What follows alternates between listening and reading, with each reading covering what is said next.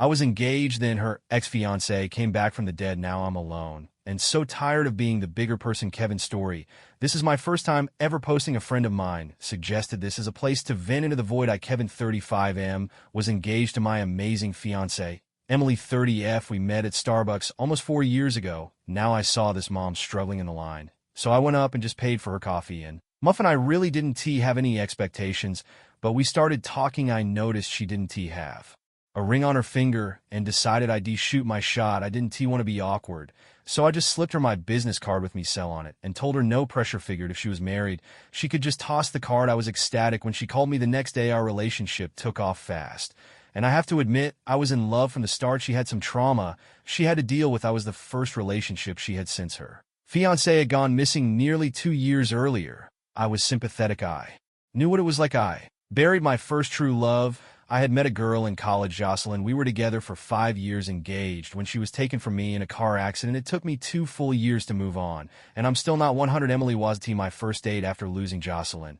but she was the first that made me feel that spark. I met her son officially some months later. Paul was the sweetest boy. I bonded with him quickly. They moved in with me, and I knew this is what I wanted out of life. She was still struggling with the loss of her fiancé. He had gone on a guy's trip to Thailand and never came back. He had just disappeared and was presumed dead. I really put in the work to help her overcome that grief. I handled it when she cried after our first kiss because it was so different. I took things slow while she came to terms with being intimate with someone new, held her hand on the bad days, and celebrated the good. I knew what it was like, and I didn't want her to have to feel that way alone like I made myself do. We had been engaged about 2 months when everything started to go south. Her ex-fiancé came back from the dead. He had been gone almost 5 years when his father, who Emily is still very close with, and I had come to have a great relationship with, came to our home. He told us that Walt was back, he was alive, and he told us a story about being trapped in a Cambodian prison, which, if I'm being honest, still doesn't make any sense. Like you were just lost in the shuffle. They never once let you make a phone call. Maybe in 1979, but not in 2019. I brought this up to Emily once, and she didn't want to hear it. I knew to be supportive at first. There was guilt there. I could understand that they all gave up on finding him. They even had a memorial service. I was actually pretty relieved when Emily didn't want to meet him right away. I remember when I first met Walt, there was something about him that just seemed off to me. I didn't say anything about that, but did make the effort to let him know I wanted what was best for Emily and Paul the first. Even got the guy a job working for my brother Kyle. I didn't ever want to deny him his son, but I really needed him to understand that this was going to be hard on the people he left behind. We were plenty cordial with each other, but I will admit I played a bit overly nice, especially since I'm pretty sure he was cussing me under his breath.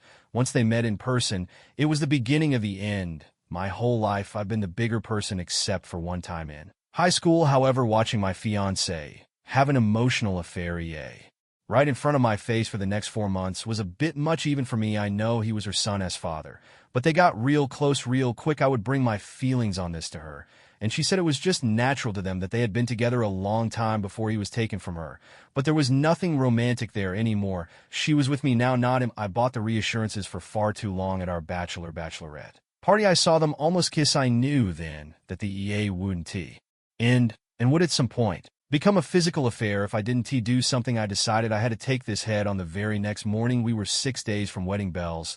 I asked her to talk to me. I asked her, "Are you falling back in love with Walt?" She was taken aback for a moment. I never completely stopped. A part of me will always love him. We were separated through circumstances, not by either of our own failings. But I've told you there's nothing more between us. I push forward. I saw last night. I know you both thought I got thereafter, but I saw you dance. I saw you almost kiss. I just want to know if you want him more than you want me. She began to cry. No, I made a commitment to you. I will not go back on it. Sure, there are still feelings. Can you blame me? But I love you as well. I told her that. ISNT, very reassuring. It sounds more like you were staying with me out of obligation than love. She got defensive. I do love you. I'm marrying you. I calmly asked, when you picture yourself walking down that aisle, who do you picture standing at the end? She was tearing up even heavier. I'm sorry. It's just hard now that he is back. I said, I know what it is like to lose someone. I don't know how it feels to get them back. I'm sure it's hard. Emily interrupted. It's impossible. I just can't stop how I feel. I'm so sorry. I hugged her tight. If you want to be with him, you need to tell me. It gets so much harder after next week. I only want you to be happy with no regrets. Now, do you want to be with him? She just nodded her head and sobbed harder. I broke down too. It was one of the most painful moments of my life. We talked on about fairness. She wavered in her choice for a moment, but came back to him. I could sense a weight had come off of her. She began to pack. I asked if I could still be in Paul's life. She said that would make her so happy in a last moment before she walked out forever. I told her I loved her and to take care of herself. I said, I know you don't want to hear this, but that prison story has never sat right with me. Just promise me you will be careful. She just nodded, turned, and left. I completely fell apart. I was left with the daunting task of telling my family, who all adored Emily, and getting back as much money as I could from the deposits. My brother was so angry, he wanted to fire him. I asked him not to, that this man would be providing for Paul now. He calmed and said he would call Lee up and see if Lee could use him. The next day, the eldest Paul, my almost father-in-law, came by. We had always had a good rapport. He came to make things right in a way, but I knew he also wanted to see his son marry Emily. When he offered to cover the return of all my deposits, I knew what he was doing. He was going to give them the chance to get married. I wanted to tell him to shove it, but I didn't. T, always the bigger person, always letting it go. She came and got the rest of her stuff that week and let me know they were marrying. All of this happened 9 months ago. I've seen on their social media. They act like the happy couple. Everyone comments how happy they are for them. They say it was fate, that some divine force let him survive his imprisonment and come back to her. Then, this week, they announced that Emily was pregnant. Very few people have reached out to me, especially from our mutual circle. It's like they forgot I'm a person too. I guess I was just supposed to be okay with everything, because I didn't make a scene. I feel betrayed. I'm broken. My first ever girlfriend cheated. My second died. And now, I asked my fiancé to true love this house I live in used to be filled with hope for the future. Now it just has me wallowing in self-pity. I was only able to see Paul twice this whole time, both of those in the first month. Then the separating me from their loves began. That's been the hardest part. One, miss my little buddy. This was a boy who called me dad, who sat on my lap every single night while I read him a story from his 5-minute Marvel books. He would fall asleep on me every day, and I would go lay him in his bed. You don't just turn that off. I miss him so much. I just don't get it. How is this fair? I never cheated. I never raised my voice. I treated her with respect, care, love. And somehow, I feel like I'm viewed as the bad guy in this story. How am I the one who deserves to be punished? I just wanted to raise Paul as my own, to love his mother, and wake up to her every day, to give him the best life I could. Where is the justice in this, where I don't expect anyone to feel sorry for me? We all have our losses. I just needed to get this off my chest. I did something recently. I wasn't the bigger man. I didn't walk away or smooth things over. Since it's been 9 years since I even got on this account that I used one time ever. I don't want to go into the details of what happened before, but I used the search function and found that someone called Gwen made a Boru, I guess that's what it's called, and in it had assembled all the posts that related to my situation. I had no idea that Walt or Emily had ever posted, so reading their perspectives was quite enlightening and enraging. I was not surprised on what I read in Walt's story that started all this. It was the mindless plot hole dribble I heard him spout off years ago. I always knew something was wrong with that guy. Reading Emily's post from a few years ago, though, that made my blood boil. He was a liar and sleazeball. He wrecked my whole life at the time. Because he was selfish, I never got to see Paul again. It took me a long time to get over Emily, and it was for nothing. He didn't even stop being a sleazeball. I got angry. I went into his profile. He was using it to post in subs like petty revenge and legal advice. He always portrayed himself as the victim somehow. Anyway, he bragged in these posts about how he managed to drag out his divorce with his ex-wife for a full 2 years, costing her loads more in legal fees. He bragged about sabotaging the sale of their home because he didn't need the money, and he posts about how he was purposely drag out their custody hearings and child support agreements, violating them and challenging them just to make things harder on her. I lost the love for Emily years ago, but knowing that this guy was also hurting their children just out of spite was enough for me to get over that. I messaged Walt on Reddit and instigated a confrontation. I told him who I was and that I knew who he was. I used a lot of personal details from our past and called him by his name, not his dumb handle. He got personal back, called me by my name, and never corrected my calling him Walt. After I ended this, I contacted Emily via email. Her response had an upbeat tone, and she came on strong with interest in what I've been doing the last 9 years. I cut to the chase, though, and let her know I wasn't interested in catching up. I just sent page after page of screenshots and downloads of all of Walt's posts. In our conversation, I wanted it clear that UCAM 2000 was Walt, and this was evidence that he was purposely causing issues out of spite that were affecting their legal battle. At that point, I let Emily know I didn't want any more correspondence, and I blocked her. I guess it helped, because about 10 days later, on a Tuesday afternoon, Walt came storming into the office of my print shop. There was only one other person in the office with me, Carly. A few college kids I employed were in the back running the machines and listening to music. Walt was cussing me up one side and down the other. He then got up in my face, put two fingers in my chest, and threatened to kick my ass. Carly said she was going to call the police, and I told her, don't, I got this handled. At this point, I let 25 years of turning the other cheek out. My brother and I were raised in a boxing house. Our dad loved boxing. He put us in boxing classes at a young age, and we kept in them all the way until high school. Even then, my brother and I would spar a little here and there just to keep up with it. In high school, I was your stereotype popular guy. I was smart, well-liked, and a 3-sport star: football, wrestling, baseball. I had a girlfriend I had since middle school, and we were each other's first everything. It was early. In my senior year, I was the starting QB on the team, and we were pretty good. Notably, we had two guys on the team, Tyler and Zach, who were really good and were getting recruited by a few Division II schools. They were best friends and honestly two of the biggest jerks I had ever encountered. They played a lot of mean pranks, constantly talked trash to anyone about anything, and would try to get with the girlfriends of the guys on the team. They didn't like just all-around D-bag behavior. They thought they were really tough too.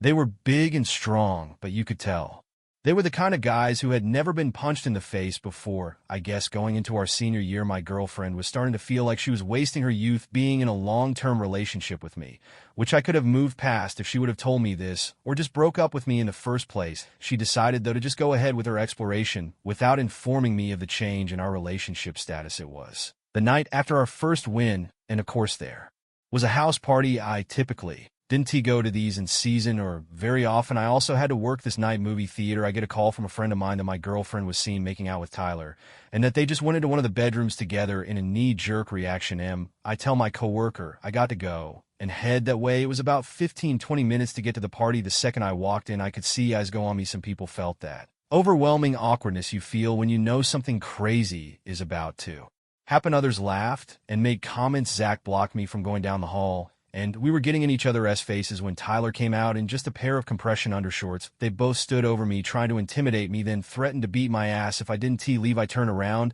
and headed for the front door. Tyler and Zach began calling me derogatory names and making a show. Other people laughed and made comments. Once out the front door, I pulled my cell and called Kyle. He was there in 10 minutes. When we walked back in together, Tyler and Zach were standing there in the middle of the room together. Tyler was redressed, and my girlfriend was standing with them. When they saw us, she just turned and ran out the other side of the room. I will never forget the shocked face on Tyler and Zach. We didn't say anything. Each of us just walked up and shoved them against the wall, then stepped back, giving them the universal come on sign. I could see in their eyes they wanted nothing to do with us. They had always built themselves on being the big badasses. Really, they were just bullies. They picked on smaller guys and easy targets. Now they messed up. Here were two guys that weren't as big and strong, but were fit and confident, saying, let us find out. They had no choice. It was either fight or give up that bad boy reputation. There were a couple dozen people standing around watching when they charged us. It wasn't a fight. It was a massacre in addition to the usual bloody noses and black eyes. I had also broken Tyler's jaw. Kyle had cracked Zach's ribs. Each of them missed a few weeks of the season. When the colleges inquired as to why they were injured, it didn't take long for them to find out it was because of a fight. They stopped calling. We always wondered if law enforcement would get involved. They never did. Our father gave us one hell of speech, though I've carried that with me ever since. Those two were jerks, but I felt like I took their future away. They both came from broke homes and were just scared kids. They didn't have what me and Kyle had. They never ended up going to college, and here 25 years later, I know they never left our hometown or really amounted to anything. I've been the bigger person every day since then. Now I was standing here being threatened by the person I despised the most in this entire world. I shoved him back, and when he stepped forward again, he got met with a quick jab and hard right hook. He flopped on the floor like a fish trying to get up, but too woozy to steady himself. Carly came over and he started to cry. Little we walked him out to his car and put him in the driver's seat. About 7 minutes later, he started it and drove off. I don't feel the least bit bad. In fact, I feel amazing. I have wanted to do that for almost 10 years and now only kick myself because I should have done that a long time ago. Emily got into contact with me. She had a new email account. I did not read it, just blocked her again. Then she did the same thing again. This time I did read it. It was a semi-long email. It basically said, thank you for your help. I'm sorry for the choices I made. I bet you or I'd like to meet, catch up, and show a little appreciation for the help of my ex. Obviously, it was worded this way, but that's the gist. I showed it to Carly, And she said there is no doubt in her mind that Emily wants to get back together with me, telling me that the tone is flirty. She then asked me what I thought about that. I said I would rather cut my own feet off. I'm just going to block her again. Carly said to me, I don't think she will get the hint anytime soon. She is not outright saying it, so I think you should meet and make it perfectly clear you're not interested. Give you a little more practice of being petty. She said the last part with a laugh. I agreed to give it a shot. I responded to the email and said I'd be willing to do a friendly one-time meetup. She asked if the next day would be fine, and I replied yes. She then sent back to meet her at noon at the Starbucks on Spring Mill Road, the very Starbucks we met at all those years ago. I told her under no circumstances was she to bring Paul, and she swore she would not. She ended up sticking to that, because had she not, I would have walked out. I arrived before she did, grabbed a drink and a table. When she came in, she walked over to me and went for the hug. I rejected it and gave her the handshake. She seemed a little sad, and I began questioning this choice. She excused herself to get a drink and then came back. I sat there staring at her, waiting for her to say something first. She finally began, "You look really good," I replied. "Thanks." I go hit the bags with the MMA guys. Sometimes, Emily, I thought you were into boxing. Slightly annoyed by the small talk. I am, but the MMA gym is close to the house, and they obviously work boxing too. But I doubt this is why you wanted to meet. She began telling me about what she found out about Walt. I stopped her and told her I already knew. I also told her about him attacking me a year ago. Then came what Carly told me to expect. I'm sorry for what happened between us. I made a huge mistake. I let this Hollywood ideal of lost love get in my head. It was a very traumatic time for me as well. I just can't begin to tell you how sorry I am. I was hoping you could find a way to forgive me or give me a chance to earn that forgiveness. I deadpan said I got over all of that a long time ago. My distaste for Walt was much stronger. I'm glad your situation worked out, but I did that for your kid. She became a bit more overt. I just have this feeling like there could still be something there. I have regretted losing you for quite a while now, and I just feel like fate brought you back. I mean, what are the odds you of all people would find those Reddit posts? I just have this feeling that the universe is trying to bring us back together. I was about to reply, but Carly's timing was perfect. She had been listening via speakerphone as she came, and she smiled at me and said, "Hey, Kev, you ready to go?" She then gave me a kiss that lingered a little longer than normal for public. She looked at Emily and extended her hand. "You must be his ex-fiance, Emily." Emily looked a little annoyed. Yeah, Kevin didn't mention he was dating anyone. I guess he likes them young now. She said that like it was a dig at the both of us. Carly laughed and said with a smile, "Oh, honey, you're sweet. I'm a 39-year-old mother of two, but I'll take the compliment nonetheless. I don't get called young too often. Also, I'm his wife for the last 7 years. She then posed her stance in a way that really accentuated her amazing figure. Emily looked a little shocked. "Kevin, why didn't you tell me you were married?" I stood up, prepared to leave with my wife. "You never asked. Plus, I wanted you to know no one was waiting around for you." At that point, we headed out. I guess I'm realizing now that I never mentioned that in my post either. I met Carly about a year after my engagement ended. We've been married almost 7 years, but I won't fault my wife for rounding up. We have a 5-year-old daughter and her 14-year-old son from her first marriage. His dad is not a D-bag, and we get along well. My stepson calls me Kevin. Probably always will, but we still have a really good relationship. I wouldn't trade for anything. When we got back into the car, Carly looked at me and said, "See, it's fun to be petty sometimes." I just nodded and thought to myself, yeah, it really was. I haven't gotten another email from Emily, so I'm thinking she got the hint.